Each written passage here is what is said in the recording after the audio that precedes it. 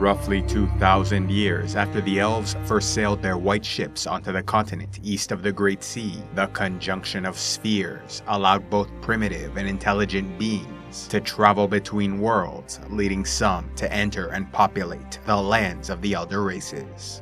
After the first landing of Nordling settlers in 760 AR, humans quickly spread throughout the continent, establishing their realms and slaughtering any who stood in their way.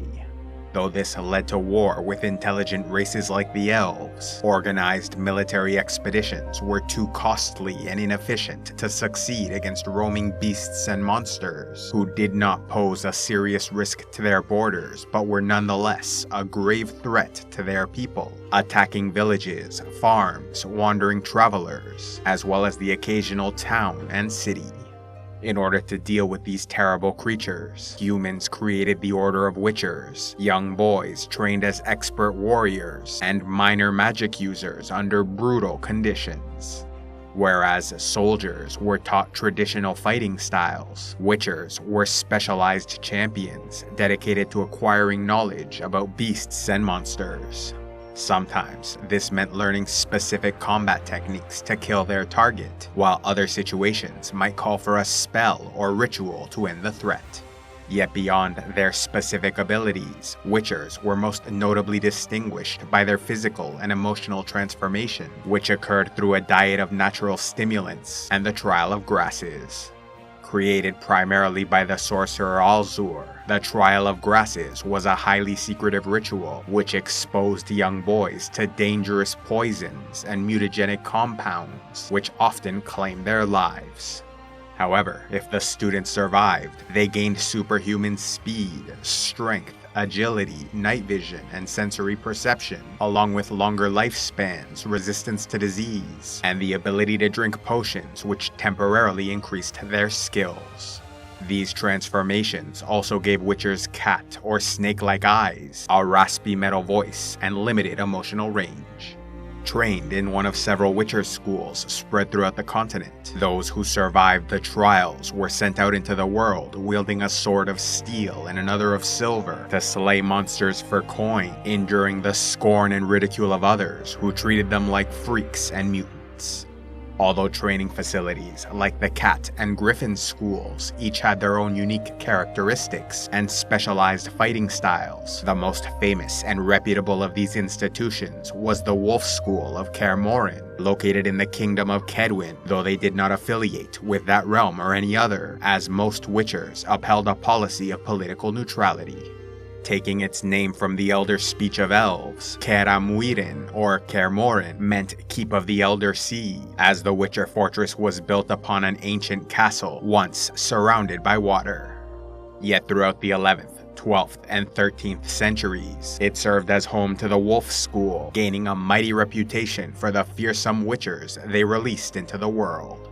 Located deep in the forested mountains of the north, Kaer Morhen was inaccessible to all but Witchers and sorcerers, as the sole trail leading to its location was extremely difficult to find, and even more treacherous to pass through, littered with so many obstacles and deadly creatures. Those of the Wolf School named it the Killer and used it as a training course. Though they were considered dangerous, unnatural creatures throughout their history, anti-Witcher fervor reached its peak by the late 12th century, inflamed by the publication of Monstrum, written by an anonymous sorcerer, which cast them as rogues without virtue and diabolic creations.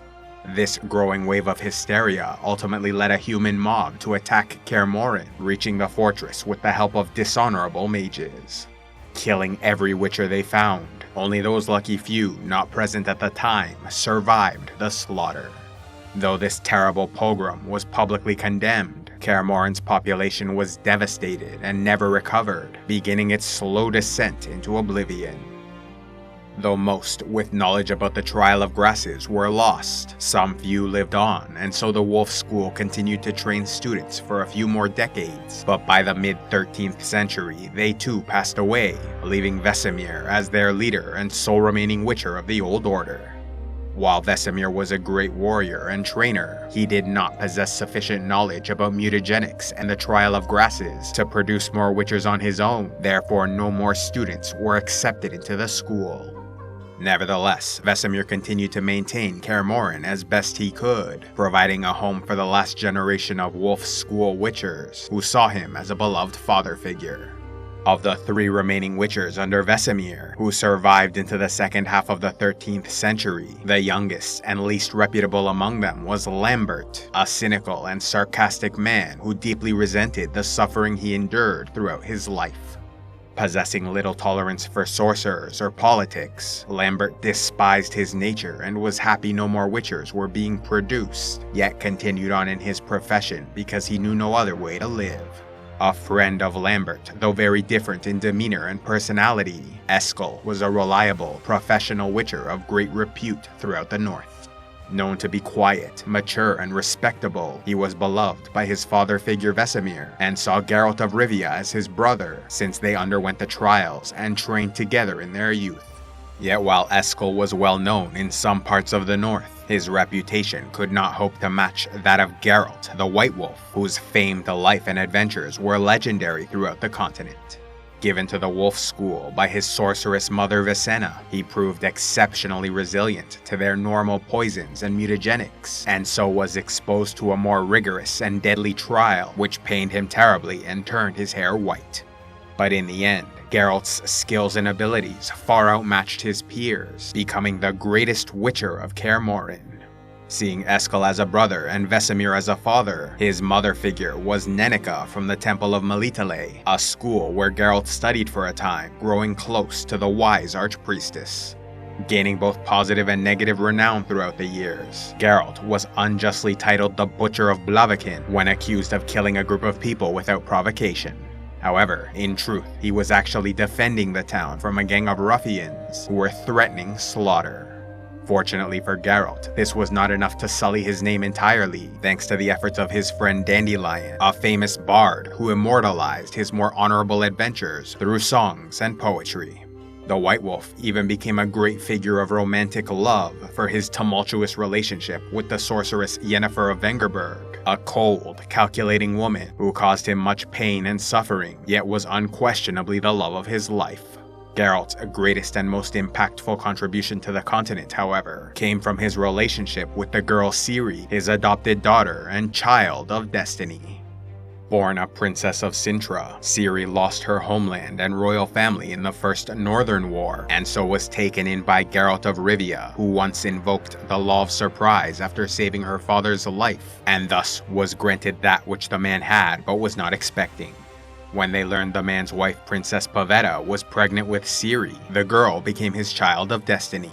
Though he did not intend to take Ciri away from her family, the events of the First Northern War left her a helpless orphan, and so Geralt took her to Kaer Morhen, where she was embraced by Vesemir, acting as her grandfather, and the other Witchers who were like uncles, teaching her their ways.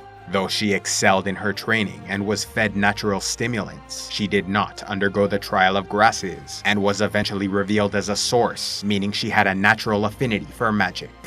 Unable to help her with this condition, Geralt brought in Triss Merigold, who was like an older sister to the girl, before sending her to study under the archpriestess Nennika, acting as a grandmother, and Yennefer of Vengerberg, her adoptive mother.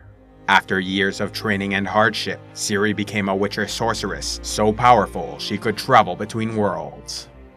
A refuge for Wolf School graduates and their allies, Kaer Morhen occasionally hosted friends from other lands, like Cohen of Povis, who stayed at the fortress for a time, a good-natured Witcher who helped train Ciri in sword fighting, playing an important role in her development. As Ciri's source abilities made themselves known, she once fell into a trance and spoke a prophecy of doom, foreseeing the deaths of Cohen, who would die from 2 teeth, and Geralt, who would fall to 3. After leaving Kaer Morhen, Cohen, who did not value neutrality like his Wolf School allies, volunteered to defend their lands from conquest during the Second Northern War, and was slain during the decisive Battle of Brenna, killed by 2 teeth in the form of a 2-pronged pitchfork, just as Ciri foresaw.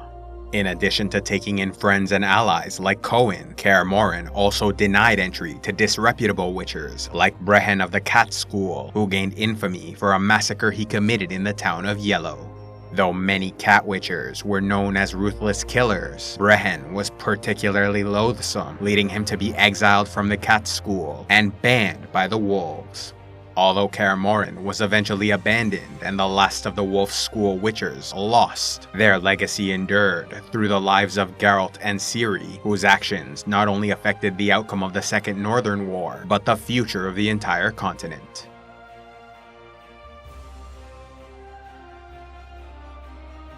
Love The Witcher or any other series? Then why not check out Audible, where they have the largest collection of audiobooks available. Sign up now and get a free audiobook, or else give the gift of membership to someone you know.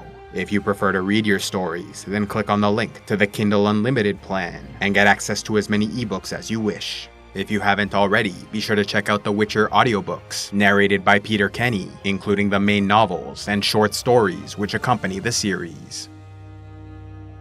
A special thanks to all those who contribute to Civilization X, like Sir Daeron of House Ashford, Sir Elendil of Numenor, Knight of the Sacred Scroll, Fred Heartless, Knight of Iron and Ice, and Sir Jeremiah Ironside of House Cumcia. If you'd like to help the channel, be sure to give a like, leave a comment, and subscribe so you'll be notified about future videos. If you want to go a step further, then check out the links below, or visit patreon.com/civilizationx, where you can gain early access to videos, vote on future content, and watch the Patreon-only series, Heroes of Lore and Legend.